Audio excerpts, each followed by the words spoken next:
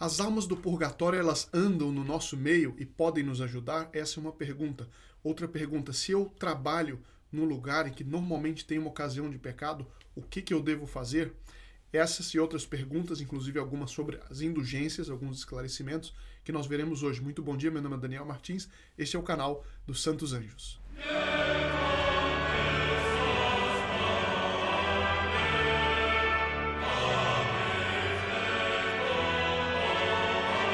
Salve Maria, muito bom dia a todos que nos acompanham. E hoje nós trataremos muito sobre as almas do purgatório, as indulgências, alguns esclarecimentos.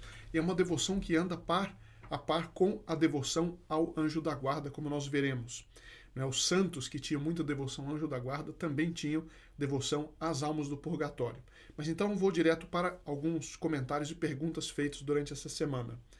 Alguém diz o seguinte: devemos sempre agradecer a Deus por tudo aquilo que temos, seja na saúde ou na falta dela?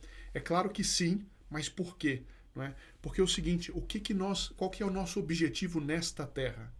O objetivo nosso nesta terra não é ter uma carreira, não é ter muita saúde, não, essas coisas nós podemos desejá-las como meio para viver bem e para praticar a virtude, podemos até desejá-las. Mas sobretudo o que nós queremos nesta terra é fazer a vontade de Deus. É fazer a vontade de Deus. E como é que Deus, nosso Senhor, ele revela para nós a sua vontade? Em primeiro lugar, pelos deveres do nosso estado. Então, uma mãe de família sabe, né, pelo seu estado de mãe de família, que ela tem como obrigação de zelar pelo bem-estar dos filhos, sobretudo pelo bem-estar espiritual naquilo que estiver ao alcance dela. Isso significa, evidentemente, instrução, né, católica, catecismo, oração, ensinar os filhos a oração e rezar por eles, né, sobretudo isso. Então, o próprio estado da pessoa, um médico, a pessoa que tem esse estado, essa profissão, tem obrigações ligadas à profissão. Então, a vontade de Deus para aquela pessoa é que ela cumpra os deveres de seu estado sem infringir nenhuma lei de Deus. Por exemplo, o caso de um médico e que ele é incitado, é pedido a ele fazer um aborto, o próprio estado de médico dele obriga ele a defender a vida e não a matar. Então ele tem obrigação de opor, pelo menos, objeção de consciência e ele não tem o direito de fazer aquele aborto. Então ali a vontade de Deus está expressa pelo estado dele de médico e pelos mandamentos da lei de Deus. Né? Agora, saúde e doença, pode ser que para o bem espiritual meu ou de outros, Deus Nosso Senhor me peça uma doença. É duro, é difícil, eu devo aceitar aquilo com resignação e, na medida do possível, amar aquele sofrimento. Agora, amar o sofrimento, né, por amor de Deus, é uma graça que sem um favor de Deus a gente não consegue. Então, precisamos pedir a graça do amor à cruz, fazendo tudo aquilo que é possível para sair daquele estado, mas sem revolta, sem agitação, e enquanto nós estamos com aquela doença, com aquele problema de saúde, agradecer a Deus aquele problema, pedir que saiamos, se possível, e oferecer aquilo para o bem próprio e para o bem dos outros. Quantas vezes em alguns meses de sofrimento nós avançamos vários anos na vida espiritual se nós tomamos bem aquele sofrimento. De tal maneira que Santo Inácio de Loyola até dizia o seguinte, que vale mais servir a Deus na doença do que na saúde. Evidentemente aqui nós temos sempre o equilíbrio católico. Se nós se recebemos essa doença, vamos fazer de tudo, sem agitação, sem revolta, como eu já disse, para sair dessa doença. Se não, oferecê-la e enquanto não saímos dela, oferecermos a Deus. João Pedro pergunta o seguinte, como é que faz para fugir da ocasião quando você trabalha em uma academia? Essa é uma muito boa pergunta, fico contente que você coloque essa pergunta assim dessa forma, porque de fato, hoje em dia, nas academias, o que acontece? Pessoas de ambos os sexos vão e se vestem ou se desvestem da maneira que a gente sabe. E isso é evidentemente uma ocasião de pecado para quem está olhando. Não é? E agora, como fazer para fugir dessa ocasião se a pessoa trabalha ali? A primeiríssima coisa é muito apego a Nossa Senhora. Use a medalha milagrosa, tenha sempre o terço consigo. Em segundo lugar, é a vigilância com o olhar. E aqui eu vou dar uma dica concreta que alguns santos dão. Eu vou aqui repetir, que é o seguinte: existem vários tipos de olhar. Existe uma diferença entre ver, olhar, fitar. Não é? Se eu estou dirigindo, por exemplo, eu estou vendo tudo que está ao meu redor, mas eu não estou olhando para tudo, eu não estou fitando tudo. Então, se eu estou dirigindo e me aparece uma imagem imoral, eu não posso fechar os olhos porque eu bato o carro, né? Vou causar um acidente. Mas eu não preciso fitar aquilo, eu não preciso ficar olhando para aquilo. Então, a pessoa que trabalha nessas condições, e muita gente trabalha nessas condições, não é só em academia, hoje, que é professor, que trabalha em colégio, que às vezes não tem uniforme, ou o uniforme mesmo já é indecente, né? Ele não deve fitar, ele não deve segurar a vista num determinado ponto que seja imoral. Essa vigia, eu posso ver, eu vejo muita coisa, eu não preciso olhar, demorar a vista em um determinado ponto que seja imoral. Essa é a vigilância do olhar que a pessoa, nessas circunstâncias, e em qualquer circunstância, aliás, deve ter. E é evidente que se a pessoa trabalha ali e ela não tem uma alternativa, ou a alternativa é muito ruim, se ela for trabalhar em outro lugar, ela não vai conseguir pagar as contas. Enquanto ela tem que trabalhar ali, existe uma coisa que a igreja chama de graça de Estado. Graça de Estado. Ela tem aquele estado, ela não tem como sair daquilo naquele momento. Então, enquanto ela está ali, ela deve rezar muito, mas ela tem uma proteção especial. E ela deve pedir a Deus Nosso Senhor que mude esse estado assim que possível. E enquanto não for possível, ela deve tomar essas precauções. Espero que isso esteja claro.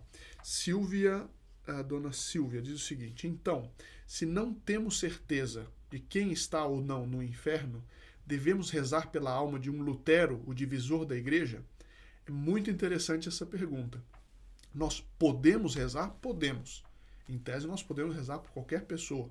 A única pessoa que está na revelação, que está no inferno, é Judas, certo? Agora, todo o resto a gente não sabe.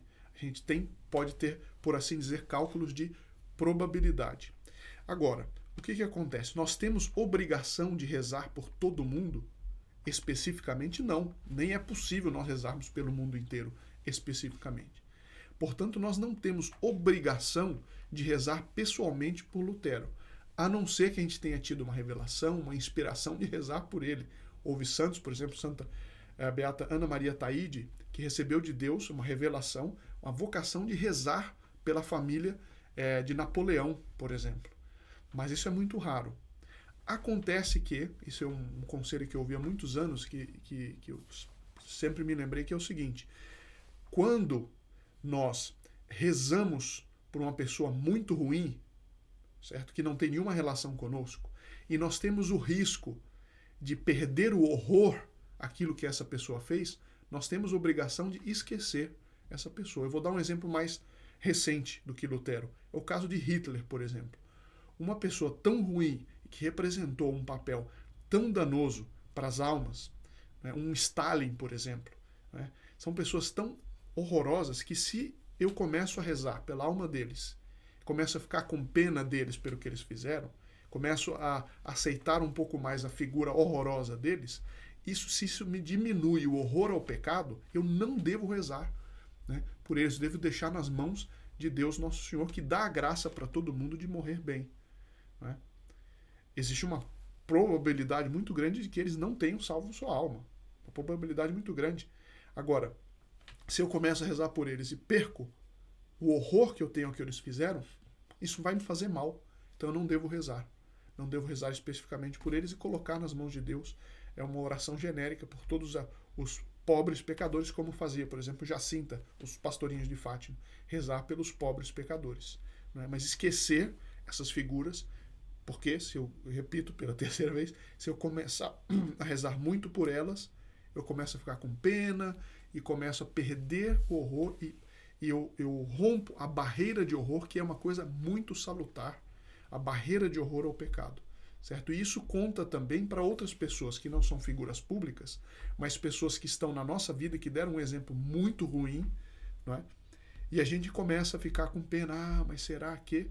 Não, se a memória daquela pessoa e a oração insistente por ela me tira o horror ao pecado, Eu devo esquecer e colocar nas mãos de Deus. Bom, outra pessoa diz o seguinte: uma dica para a gente não ter o respeito humano, a vergonha de ser católico, eu achei muito interessante que a pessoa colocou aqui.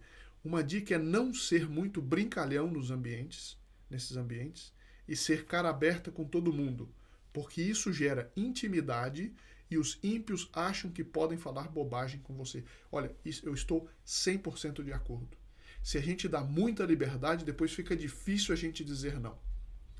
Não seja íntimo de pessoas que não amam a Deus. Seja brincalhão, se for da sua personalidade, apenas com pessoas que você sabe que não vão colocar você em situação de pecado. Com o resto, haja de maneira educada, mas firme, sem abrir espaço para nada que não presta. Eu acho que está muito bem descrito, não tenho mais comentários a fazer.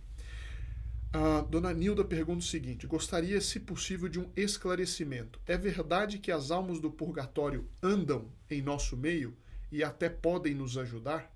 Sempre imaginei que as almas não tivessem mais contato, nem conhecimento da vida dos seus aqui na Terra. Ficaria imensamente grata se pudesse me esclarecer. Bom, a dona Nilda, é o seguinte: existem duas verdades, dois dogmas que são inegáveis a respeito do purgatório. Primeiro, né, é que o purgatório existe. Essa é uma verdade que está na revelação.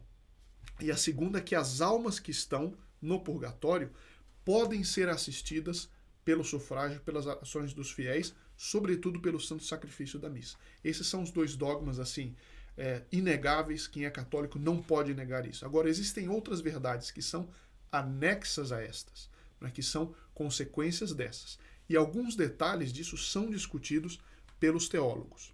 Agora, eu vou dar uma resposta aqui resumida, claro, porque é a nossa sexta-feira de perguntas e respostas, mas então eu vou dizer um pouquinho a discussão, mas eu vou dar um resultado prático, digamos assim, dessa discussão.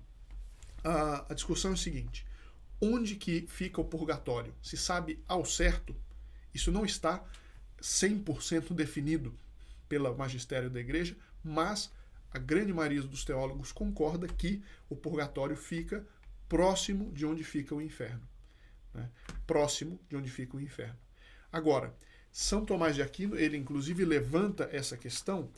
Eu leio aqui desse livrinho, O que é o Purgatório, do padre Schupper. Diz o seguinte: uma opinião muito provável de São Tomás de Aquino, e que confere com as palavras dos santos em revelações particulares, é de que o purgatório tem um duplo lugar para expiação. O primeiro será destinado à generalidade das almas, situado embaixo, próximo ao inferno. Então, esse é o primeiro lugar. O segundo seria para casos particulares, e é dele que tantas aparições ocorrem. Isso também está aí presente em várias revelações particulares, está na prática da devoção, de quem tem devoção às almas do purgatório, é que em alguns casos as almas do purgatório elas sofrem os tormentos do purgatório, mas em algum lugar da terra, por desígnio de Deus e para a edificação dos outros. Então algumas pessoas recebem a permissão de Deus de purgarem os seus pecados, os mesmos sofrimentos do purgatório, em algum lugar dessa terra. É por isso que às vezes existem muitos casos, inclusive de santos, que contam que tiveram esse contato com as almas do purgatório e que apareceram para eles nessas circunstâncias. Portanto, algumas almas do purgatório podem estar entre nós. Existe até, e eu vou entrar agora, se nós podemos pedir favores a elas. Existem até uma prática tradicional de pedir às almas do purgatório que nos despertem. Sobretudo na época que não tinha todos esses despertadores que a gente tem hoje, pedir às almas do purgatório que me despertem no horário. E eu conheço várias pessoas que têm essa devoção e que funciona mesmo, até nos minutos. É incrível. Agora, o que dizem os santos sobre isso? Santo Afonso de Ligório, ele é favorável a esta tese de que nós podemos pedir pelas almas do purgatório. Agora, quando eu digo favorável a esta tese, porque existem algumas discussões técnicas. São Tomás de Aquino levanta a possibilidade de que elas não possam, ou qual que é o tipo de intercessão.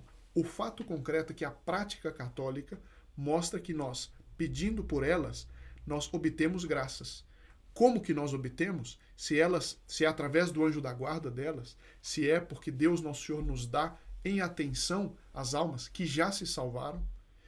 A tecnicalidade, eu não vou entrar muito aqui. O fato concreto é que na prática católica é muito claro que quando nós pedimos favores para as almas do purgatório, pedimos a elas, nós obtemos com muita frequência. Veja o que diz Santo Afonso. Ele disse: então, as almas do purgatório, sendo amadas por Deus e confirmadas em graça, elas não podem mais pecar, elas não têm absolutamente nenhum impedimento que faça com que elas não possam rezar por nós. A igreja, ela não invoca ou implora a intercessão delas na liturgia, por exemplo. Não. Porque normalmente elas não têm conhecimento das nossas orações, mas nós podemos acreditar piamente de que Deus torna as nossas orações conhecidas a elas. Veja então, a Santa Igreja ela não tem uma liturgia pedindo graças, pedindo a intercessão das almas do purgatório, mas nós podemos pessoalmente pedir a elas, e Deus Nosso Senhor, nós podemos acreditar que Ele torna as nossas orações conhecidas por elas. Veja que a coisa é um pouco intricada, mas a conclusão de Santo Afonso é esta. Eu vou ler de um outro santo daqui a pouco. Santo Afonso alega a autoridade de Santa Catarina de Bolonha, que sempre que ela desejava qualquer favor, ela recorria às almas do purgatório e era imediatamente ouvida. Eu posso dizer isso também por mim. Quando a gente pede as almas do purgatório, é aliás uma prática muito boa, se a gente precisa de fato de alguma coisa. A gente promete um terço pelas almas do purgatório, se conseguirmos aquela coisa. Aliás, eu estou devendo um terço, foi bom ter lembrado agora. Pedimos, oferecemos, prometemos um terço para as almas do purgatório para obter algum favor muito importante que nós estejamos precisando. Veja que interessante que diz o beato Pedro Lefebvre, da Companhia de Jesus. Beato Pedro Lefebvre, tão conhecido por sua devoção para com os anjos, tinha também especial devoção para com as almas do purgatório. Dizia ele, veja só que interessante, essas almas têm entranhas de caridade que estão sempre abertas para aqueles que ainda caminham em meio aos perigos desta vida. As almas do purgatório, elas estão confirmadas em graça, como diz Santo Afonso, elas, portanto, estão confirmadas na caridade de Deus e elas têm pena de nós aqui na Terra, porque se é verdade que elas estão sofrendo, é mais verdade ainda de que nós ainda não passamos pela prova que eles já passaram. Né? Então eles têm pena de nós. Elas são cheias de gratidão para com aqueles que as assistem. Elas podem rezar por nós e oferecer seus tormentos a Deus em nosso favor. É uma prática muito excelente invocar as almas do purgatório para que obtenhamos de Deus, por sua intercessão, um verdadeiro conhecimento de nossos pecados e uma perfeita contrição deles, fervor no exercício das boas obras, diligência em produzir dignos frutos de penitência e, em geral, todas as virtudes, a falta das quais tem sido a causa de seu terrível castigo. Isso quem diz é o beato Pedro Lefebvre. Então, pode ser que vocês, ao pesquisarem sobre essa questão, vão encontrar, como eu disse, tecnicalidades sobre qual é o tipo de intercessão, se é uma intercessão impetratória, satisfatória, enfim. O fato concreto é que, na prática do santo, na prática da devoção, nós podemos pedir e somos atendidos pelas almas do purgatório. E para terminar, o Dr. Alan Pontes faz 5 perguntas muito boas sobre as indulgências. São rápidas, eu vou responder aqui.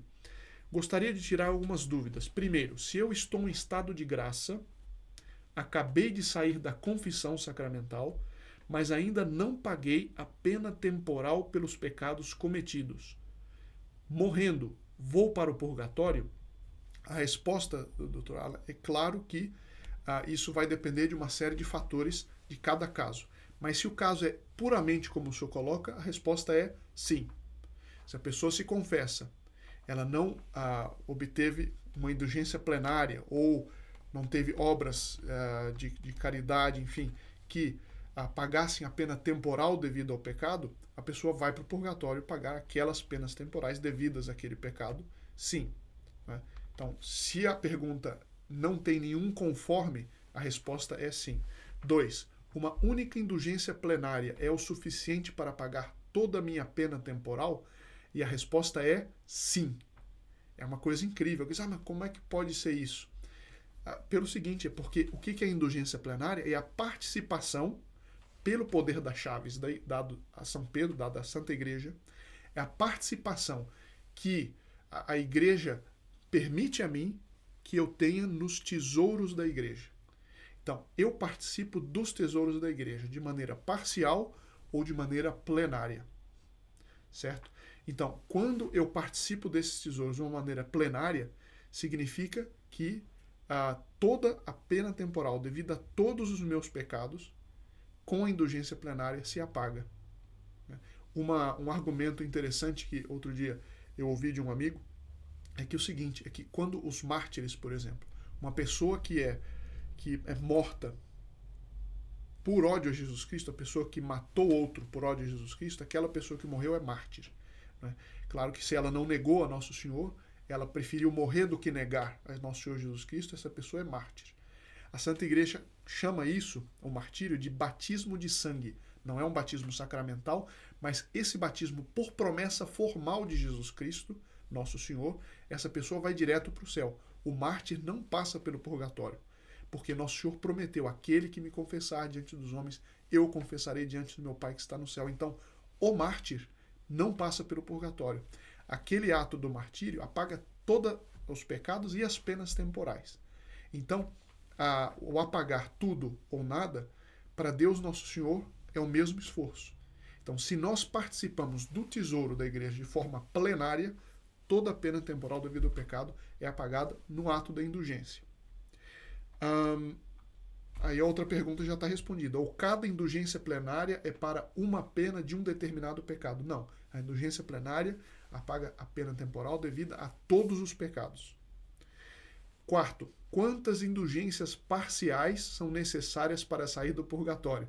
Bom, isso dependerá da vida que a pessoa tiver levado e das penas temporais que ela tem que pagar. É impossível saber ao certo.